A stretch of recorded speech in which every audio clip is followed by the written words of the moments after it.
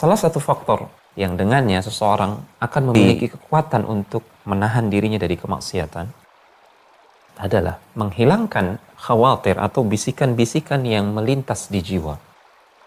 Bisikan-bisikan yang mengajak kepada keburukan. Ini harus dihilangkan sejak awal pertama kali dia muncul di hati. Dibisikkan oleh syaitan dan hawa nafsu. Kenapa? Karena jika dibiarkan, bisikan-bisikan tersebut atau lintasan-lintasan jiwa tersebut yang mengajak kepada keburukan, jika dibiarkan, maka dia akan membesar. Dia akan berkembang. Dia akan tumbuh menjadi angan-angan. Angan-angan untuk melakukan keburukan. Kemudian jika dibiarkan, dia akan berkembang lagi dan tumbuh lagi menjadi kegelisahan di hati. Ya, hatinya akan merasa gelisah, ingin segera mewujudkan hal tersebut. Dan jika terus dibiarkan, kegelisahan tersebut akan menjadi kehendak untuk berbuat. Yang pada akhirnya akan menjadi tekad untuk berbuat. Dan ketika dia sudah bertekad, disitulah dia akan benar-benar berbuat dan melakukan kemaksiatan tersebut. Jelaskan oleh Al-Hafidz Ibnul Qayyim rahimahullahu ta'ala dalam kitabnya Uddatus Sabirin. Kata beliau, maka cara terbaik untuk menghadapi hal yang demikian ini adalah dengan memutus mata rantai bisikan tersebut atau lintasan-lintasan di jiwa yang mengajak kepada keburukan tersebut, diputus mata rantainya sejak awal kemunculannya. Itu lebih mudah bagi seseorang daripada dia harus memutus manakala dia sudah berkembang dan bahkan berubah menjadi azam, tekad untuk berbuat kemaksiatan. Ini lebih berat untuk diputus.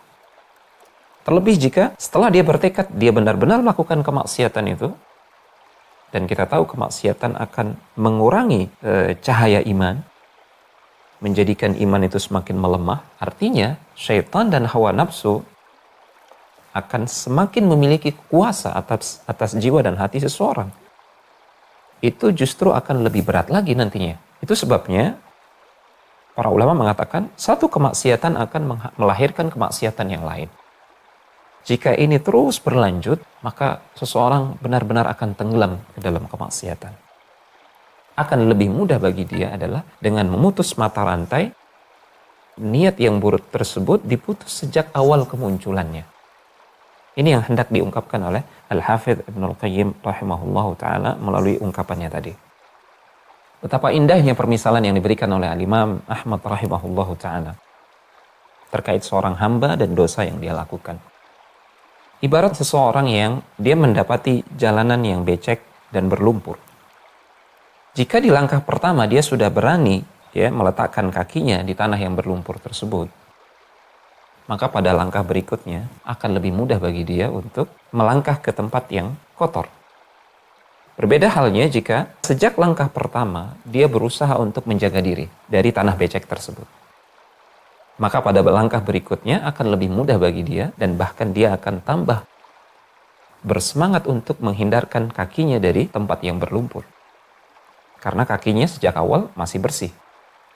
Beliau rahimahullah ta'ala mengatakan, demikianlah seorang hamba. Dia senantiasa berupaya untuk menghindar dari dosa. Namun sekali dia melangkah melakukan dosa tersebut, maka dosa berikutnya itu akan lebih mudah untuk dia lakukan. Dia akan tenggelam. Waliya'udzubillah. Untuk itu, lebih mudah bagi kita untuk mencegah diri dari dosa itu sejak pertama kali dia muncul sebagai lintasan dalam hati kita.